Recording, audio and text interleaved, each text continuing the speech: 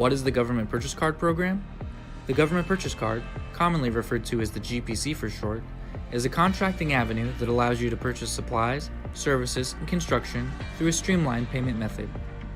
The GPC works similarly to the way our personal credit cards work, but instead of the card being for you, it's a tool for your unit to buy items quickly, commercially, and simply. Some of the basics that are important to remember are, first, the thresholds. With the GPC program, supplies can be purchased up to $25,000. Services can be purchased up to $2,500. Construction purchases up to $2,000, and training-related requirements up to $25,000. However, keep in mind that purchases over $10,000 require approval in the form of an e-card. An e-card, or Electronic Contract Action Report, is a tool that allows your local contracting office to review a potential requirement expected to exceed the micro-purchase threshold. First, you will have to gather vendor quotes and associated documentation, then submit that to the GPC team at contracting for final review. The process of putting an e-card package together usually takes 2 to 4 weeks of lead time. Once the GPC office receives your e-card, approval timeframes range from 3 to 5 business days.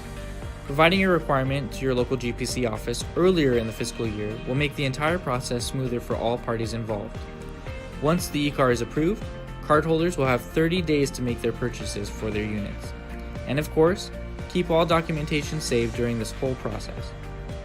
When utilizing the GPC, there are mandatory sources dictated by law which need to be followed. Each contracting category has its own unique sources.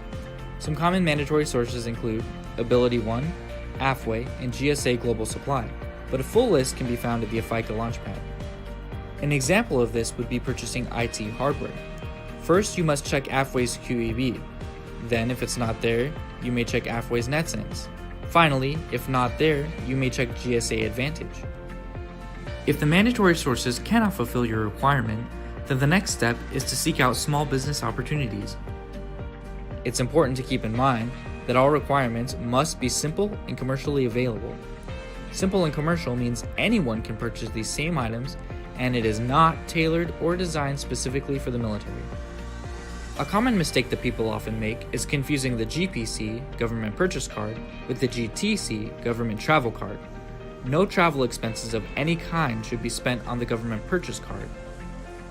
Items that should not be purchased utilizing the GPC include, but are not limited to, cash advances, bail payments, and gifts and entertainment. It's very important that you do not split requirements either. What is splitting a requirement? It means intentionally breaking down a larger purchase into several smaller purchases to circumvent the micro-purchase threshold or a cardholder's spending limit.